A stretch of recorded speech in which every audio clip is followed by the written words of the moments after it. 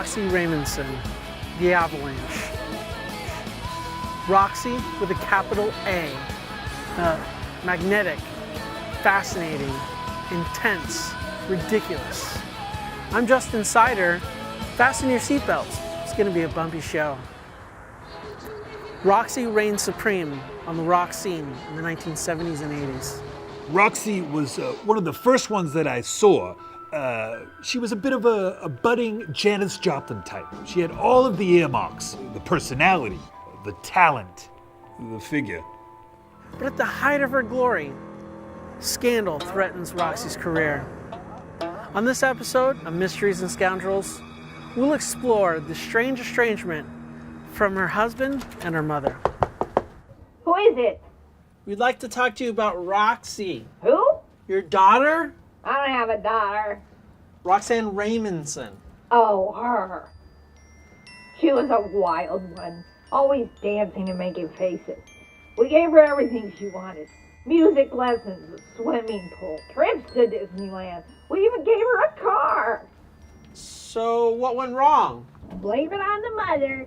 Everybody blames it on the mother. We slide, oh we slide down the avalanche.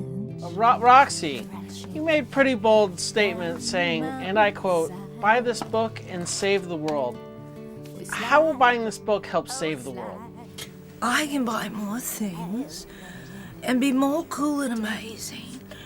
And I can continue to hire my lovely assistant here, Khalika. And then, that'll help save the world by, contributing to world commerce. I'm not quite following your logic there. Well, you need to read the book, baby. We understand you were married to Roxy. Still am. Never got a divorce. We had a band together in high school. We had a son together, too. And some big-time Hollywood producer picked her up. Other than Christmas, we don't see much of her. Guess she got too big for her britches. Heather, we understand that you've known Roxy since childhood. Yeah, Roxy and me, we used to sing and dance together in school, and we put on some really great shows. Could you tell us about Roxy's early rock years? Well, I used to do her hair, and I was an amazing tap dancer. And I'm actually going back to my acting career, right, baby? You're talking about yourself. Could you tell us about Roxy instead? I can only think in terms of me. And then, then I understand. Right, baby? Jason, would you like to add one more word about Roxy? The 1900s. Just as the Rutherford model of the atom was gaining prominence, the atom wasn't even seen as a single indivisible thing anymore. So a central nucleus made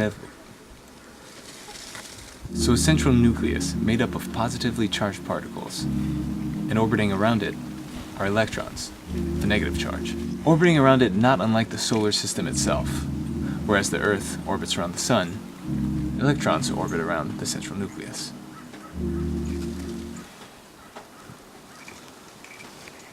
There was something magical about her, but the pressures of stardom was too much for her.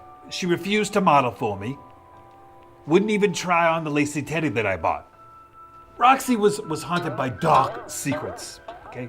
She was never gonna be happy, no matter how many teddies I bought. And the more I chased her around that couch, the harder she was to catch. The girl was squirrely. I gave her every opportunity to wear leather and or lace, but all she ever did was show up in army fatigues. Roxy Raymondson didn't let anyone or anything stand in her way. Dr. Weinberg, we'd like to ask you a few questions. I didn't do it, he was already dead. No, we'd like to ask you a few questions about Roxy. You already have a girlfriend? We were high school pals. Could you tell us something about Roxy? She's from another planet. Oh, so now you're dating girls from other planets. Yeah, how do we find that planet? Take a left at the sun. Paging Dr. Weinberg, code blue. These people take the fun out of everything. I'll see you later, sweet cheeks. Doctor, Listen, can we get a little comment, something? All I have to say is this Roxy better watch your step. Was Roxy at your wedding? She was my bridesmaid. We understand you two go way back. So there was Heather and Roxy and myself. And we used to get together and put on some like really great shows. So Roxy, she went and got like all famous, right? And so I stayed in Sonoma and started my wine business. It's my label.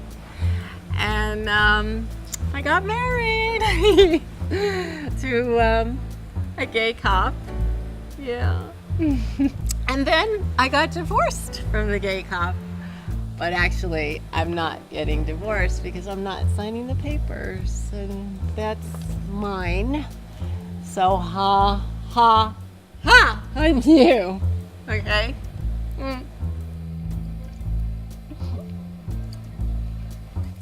Excuse me. God, I'm like...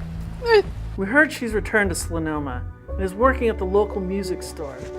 If you could speak to her, what would you say? Roxy Remington, you made my life a living hell.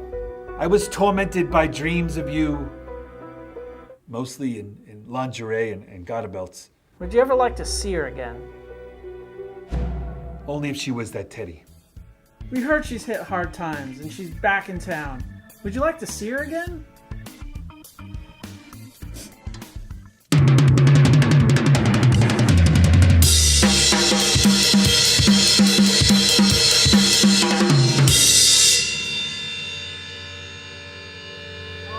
As a no. Yeah, but the lady had style. I'm Justin Sider. Join me next time where we do it the hard way once again.